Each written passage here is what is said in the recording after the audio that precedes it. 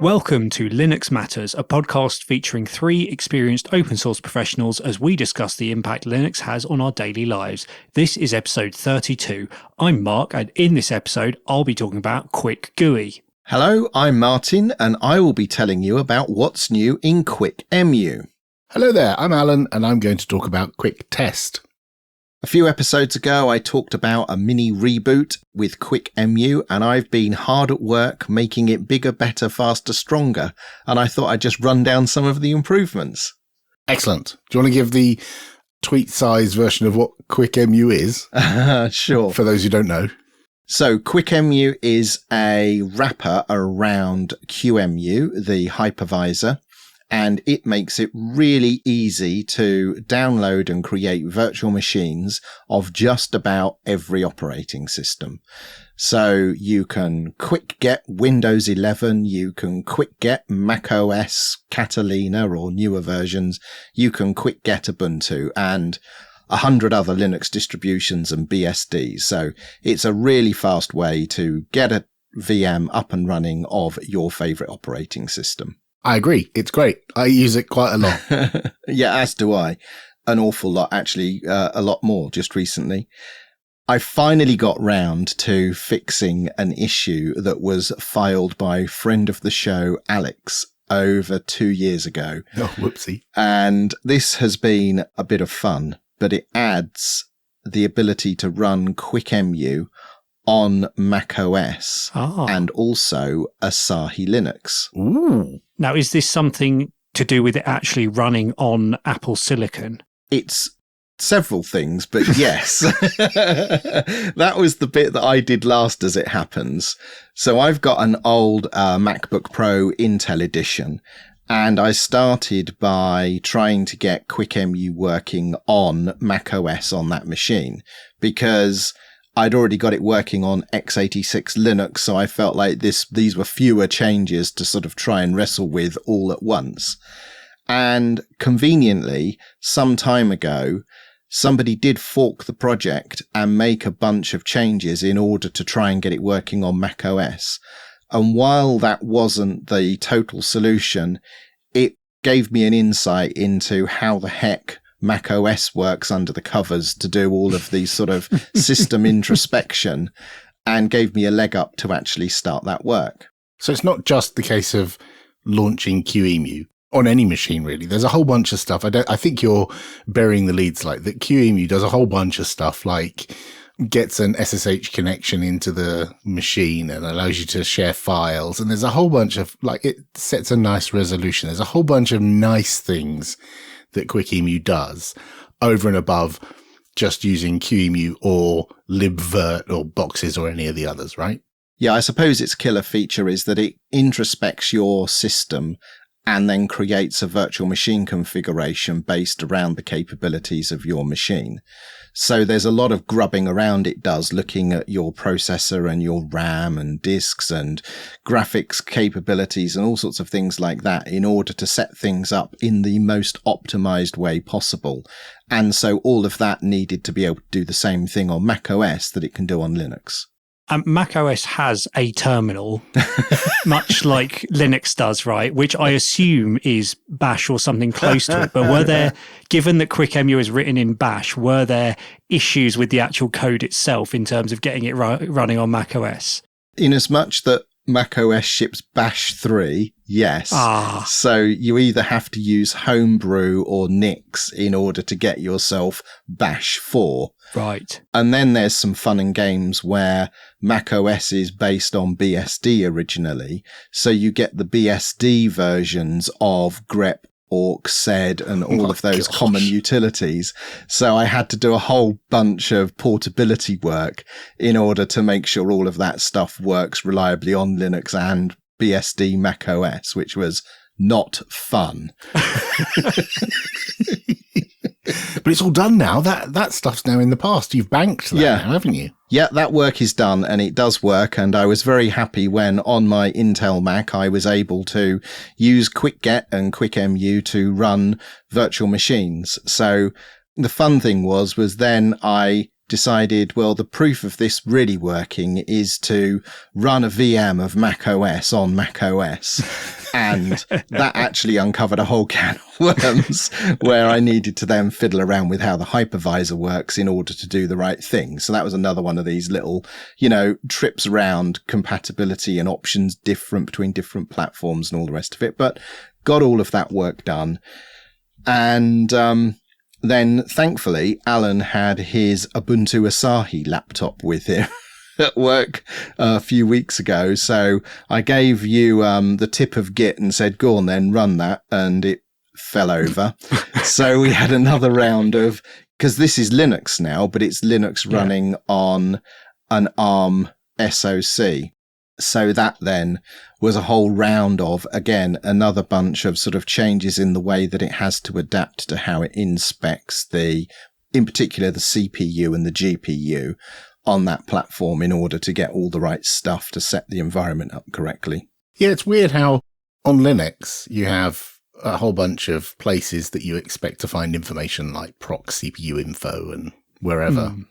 And that's in different places on an ARM system. And right. The things are named differently. And so you have to cater for stuff that you didn't cater for previously, right? Or even on Mac OS, on Intel, there's a whole bunch of APIs and they return useful things. And then those APIs do precisely nothing on Apple Silicon. Oh. And it was like, oh, okay.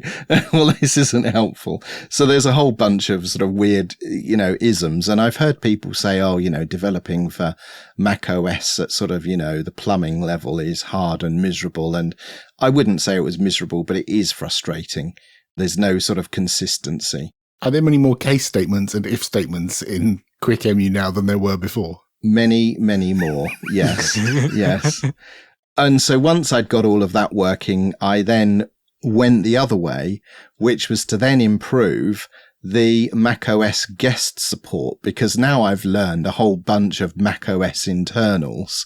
So I realized then that actually running a virtual machine of macOS on Linux, it wasn't as good as it could have been. So with the help of some people in the community, made a bunch of other changes. So now the compatibility for running macOS guests is much improved, and also the performance is much better too.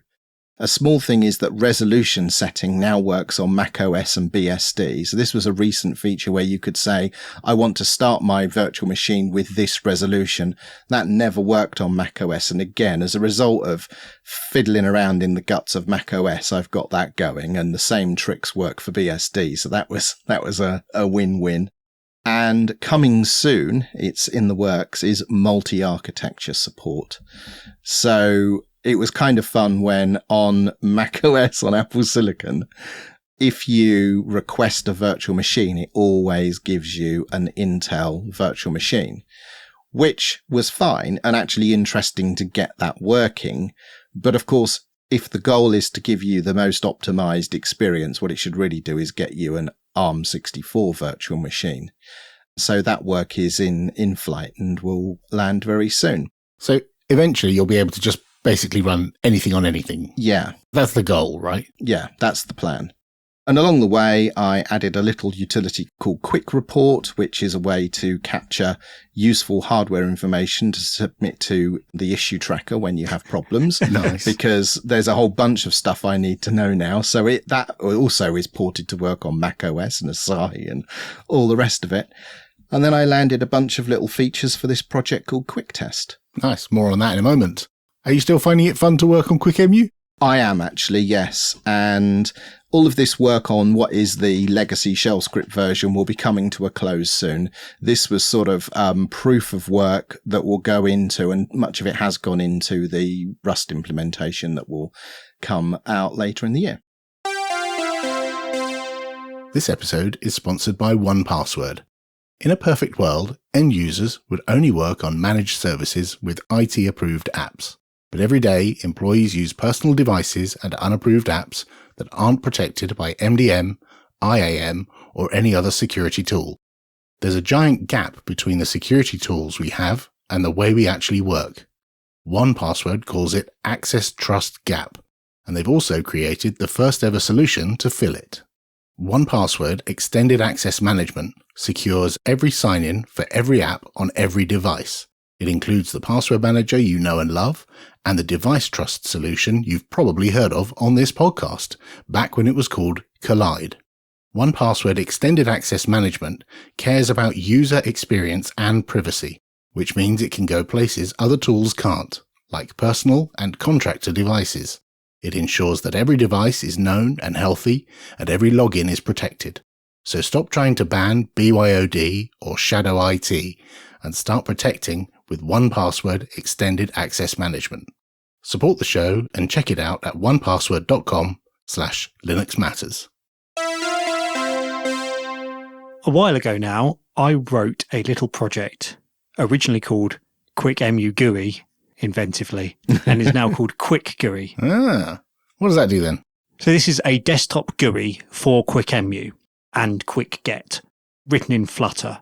And the reason I wrote this is because, as we have heard, as we know, Quickemu is a really powerful tool for automatically running VMs very easily.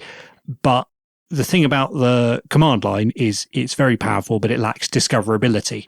And what I really like about tools like VirtualBox is how they list all of your machines in a graphical interface and show you what state they're in and let you start and stop them and connect to them and so on. And I wanted something similar for Quickemu, because while it's great, you can run your command and then you get your GUI pop-up connected to the VM and it runs, you might close that, leave the VM running in the background and then want to connect back to it later. And if you've got several VMs, it can be hard to know what's running and what port you're connecting to which VM. So I wanted a way of being able to see that and be able to, click a button and say, well, take me back into that VM. Had you written any Flutter applications before this? I had not. So this served a dual purpose of also letting me try out Flutter and getting to grips with it, seeing what I thought of it. And how was that journey? I found it quite good, basically. I quite like it as a way of building GUI apps. The thing it reminded me most of that I'd used before is QML, Qt Quick. It's a very declarative language, which lets you sort of jump into scripting where you need to, but stay out of it where you don't.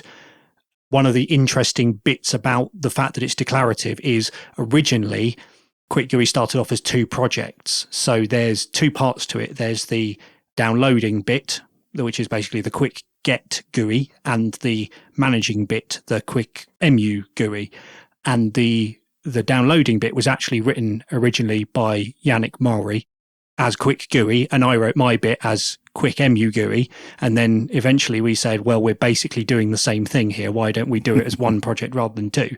And because of the declarative nature of Flutter, it meant that we could basically just take my screens and plug them into his application. Oh, nice. And then we had one application with two screens in it. Do you have much maintenance to do when Martin futzes around with the Quickemu and QuickGet codebase underneath? I haven't done very much in a while because it kind of got to the point where it does what I need it to do and it's kept working. However, I have noticed some other people have been committing changes, one of whom is Martin himself. So I assume there have been a few tweaks required since I last did any major work on it. But because every time I open it and need to do something with it, it works, I haven't had to do any serious development on it in a while. Although I do notice that there's quite a few issues in the tracker and a few merge requests outstanding. So I have considered that it might be worth me going back and giving it some love. That would be nice. I guess by the time our dear listener hears this, maybe you'll have had an opportunity to, I don't know, respond to some of those issues or something. Is it something that has fallen out of your head? Will you be able to dive back into, how complicated is the code base? It's Dart and Flutter, right? Yeah, that's a good question, actually. I think because it is like, this thing is here on the screen and therefore it's there in the code, I think it will be pretty easy for me to join up the dots again. And other than that, a lot of it is just shelling out to the QEMU shell scripts and interpreting the output. So the hard logic is all taken care of by the external application. The external application, you mean Martin? So it has stood the test of time because it was last built like 18 months ago or something, and it does just work. Now, part of that is that I've been mindful of not breaking like the integration pieces that exist, although it probably needs a bit of polish around the progress downloader. And I think one of the pull requests fixes like some changes to the way that Flutter works in the time that's elapsed and just updates it for like current generation Flutter. But there is going to be a change which will be beneficial to QuickGet and QuickGUI, which I'm going to make in the future. And at the moment, QuickGet, which everyone has on their machine, has the ability to build this matrices of 1,000 operating systems it can download. And that's, well, distributed, that's a support nightmare. So what I'm planning on doing is bringing that logic that builds that matrice of all of the supported downloads and putting that into a CI process that builds a new JSON payload every night. And QuickGet and QuickGUI can then just consume a pre-built, ready-made configuration of this is everything that's supported. That's nice. I like that. Then you won't have to keep publishing, like constantly publish new versions of QuickGet when a new distro or a new release of a new distro comes out.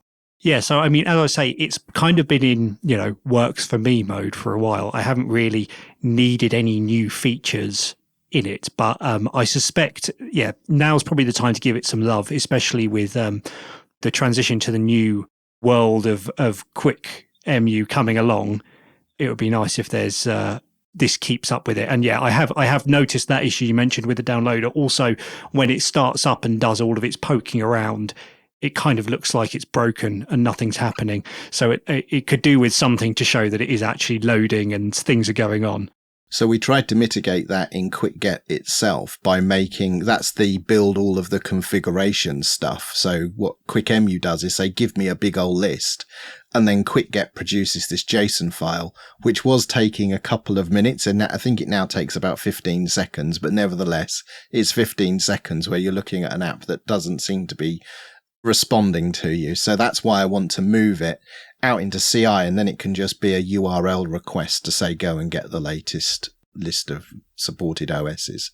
So if you have been using QuickGUI and you have, I'm not saying that I'm going to have loads of time to spend on this, but I am saying that I'll at least try and go back and give it some polish. So if you do have particular thoughts or feelings about it, then please do drop us a line on the GitHub issue tracker. Or if you're a Flutter developer, please do come and lend a hand. Absolutely. Very welcome. This episode is sponsored by Tailscale. Go to tailscale.com/Linux Matters. Now, I know every podcast these days has a VPN as a sponsor, but Tailscale isn't like those. This isn't about hiding your browsing habits from coffee shop owners, and it's not about watching Netflix in another country. Tailscale's a proper VPN for connecting your devices securely. It's great for companies, and it's great for self-hosters like me. Tailscale is an intuitive, programmable way to manage a private network. It's zero-trust network access that every organization can use. And with Tailscale's ACL policies, you can securely control access to devices and servers with next-gen network access controls. Loads of the late-night Linux family hosts use Tailscale for all sorts, including controlling 3D printers, remoting into relative systems for support, controlling Home Assistant, and sending ZFS snapshots to off-site backup locations. So support the show and check out Tailscale for yourself. Go to tailscale.com/Linux Matters and try Tailscale out for free on up to 100 devices and 3 users with no credit card required. That's tailscale.com/Linux Matters. Linux Matters is part of the Late Night Linux family. If you enjoy this show, then please consider supporting us and the rest of the Late Night Linux team using the PayPal or Patreon links you can find at linuxmatters.sh/support. For $5 a month on Patreon, you can enjoy an ad-free feed of our show. Or, for $10, get access to all the Late Night Linux shows ad-free. We love to get your feedback via email, show@linuxmatters.sh, or you can chat with us and other listeners in our Telegram group. All the details are available at linuxmatters.sh/contact. I too developed something with the word quick in the name, and it's called Quicktest. And I have to give you a short backstory. You may have heard recently that Microsoft have announced a thing called Recall, which takes screenshots, among other things, takes screenshots of Windows Desktop and interrogates them and stashes that data somewhere. So some months ago, somebody made a similar thing for the Mac. There's a couple of them that do this, and they're called something like Recall, but not Recall. And they do a similar thing, but this is all before Microsoft ever did Recall, or before it was public that Recall existed.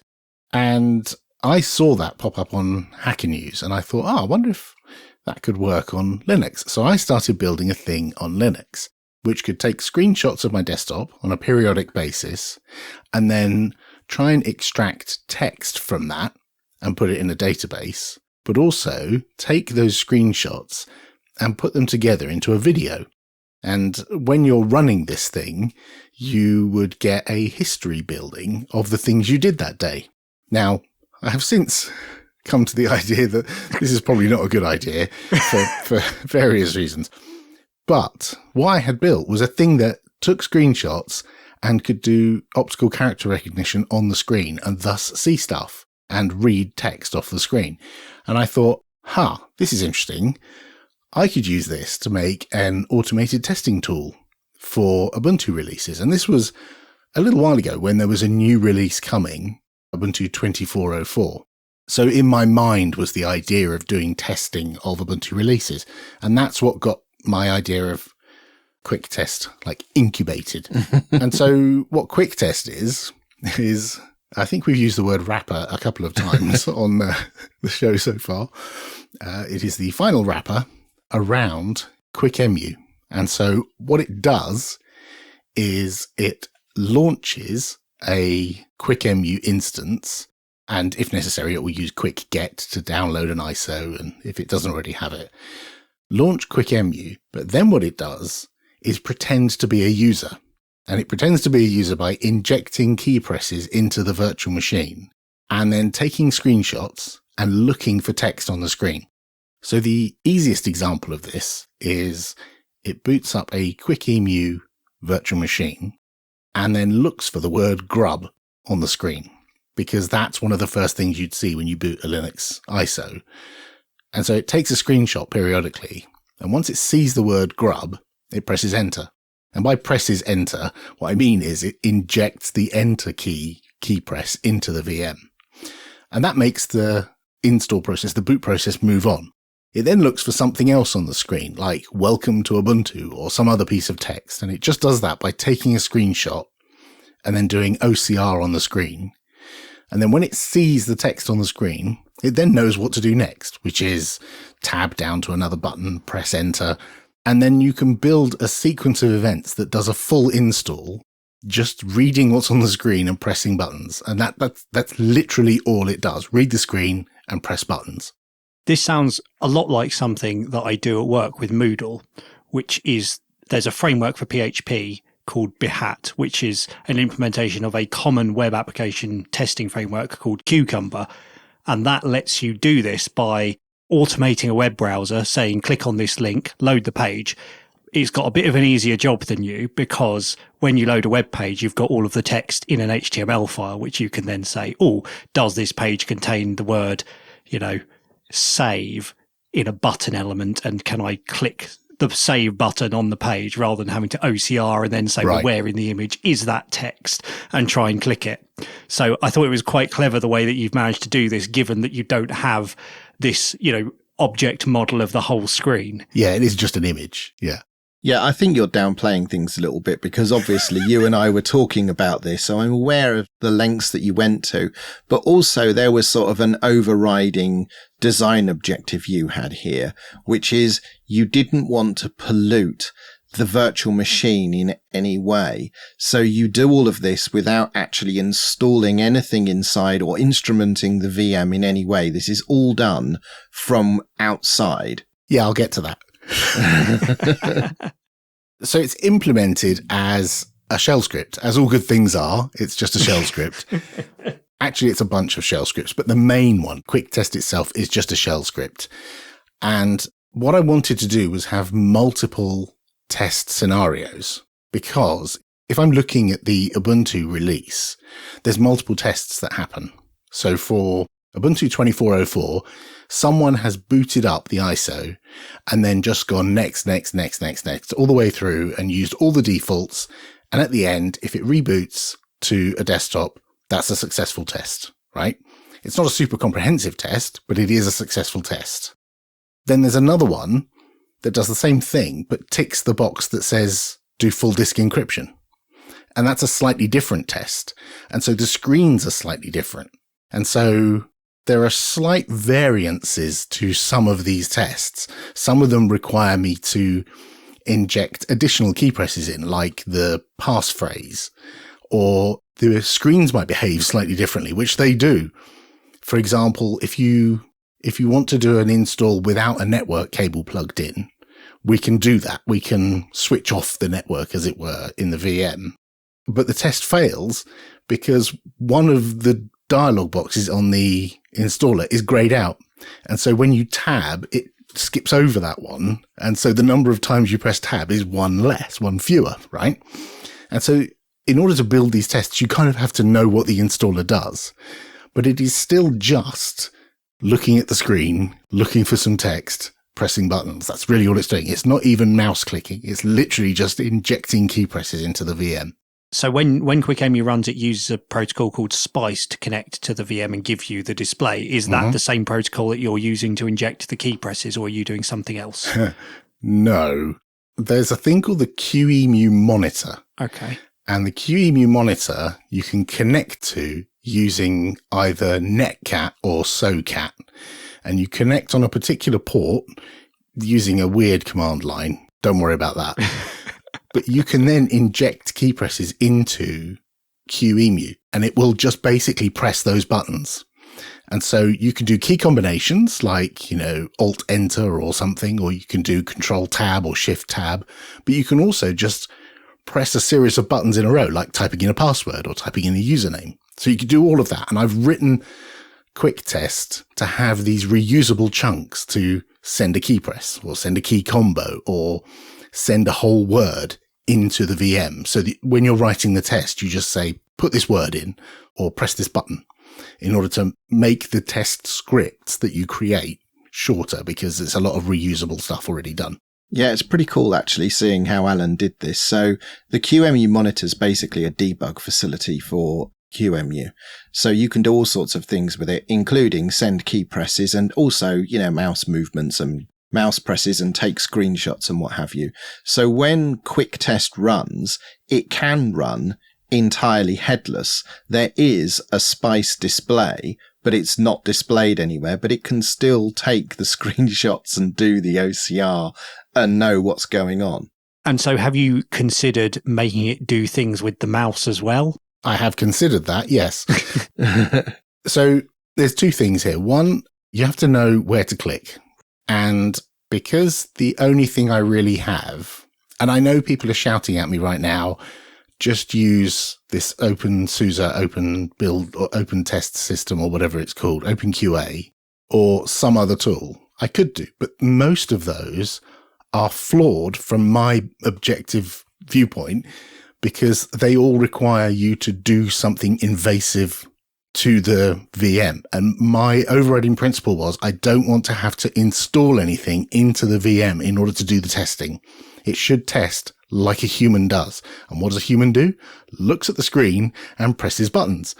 Now, that's true for people without any accessibility needs. But people with accessibility needs don't look at the screen. They might use the screen reader. And I haven't figured out how to do that bit yet. But my point is that it should act like a human in that just pressing buttons navigates around and pressing other buttons fills in fields and all that kind of stuff. So that was my ultimate goal.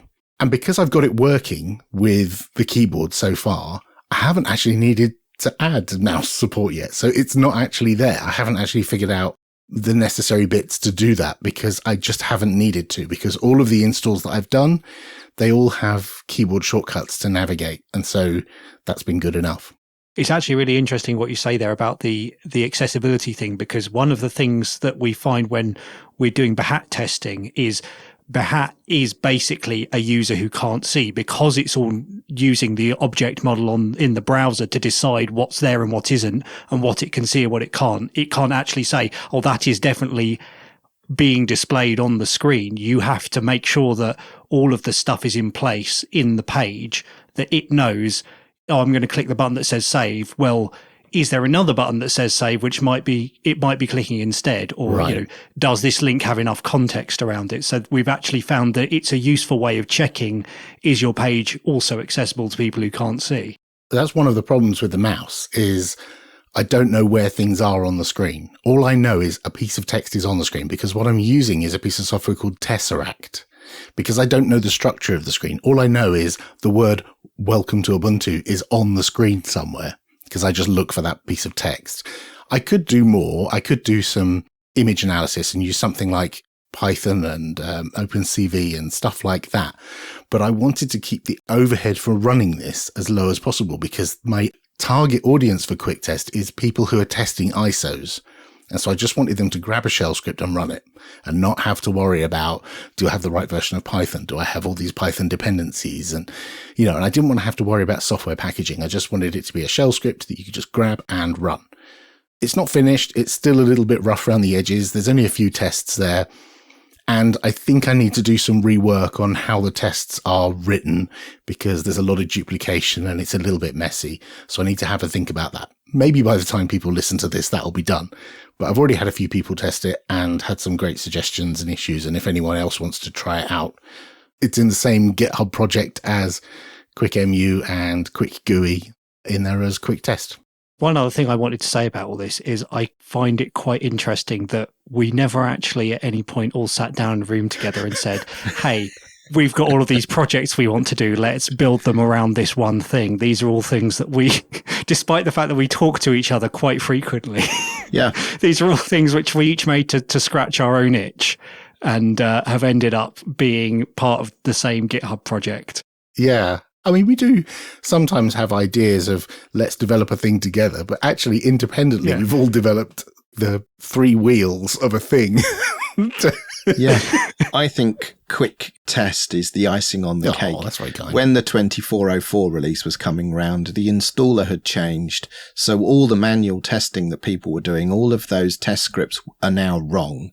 And so I think this is exactly the right time for Quicktest to make an appearance with a way to automate all of that legwork.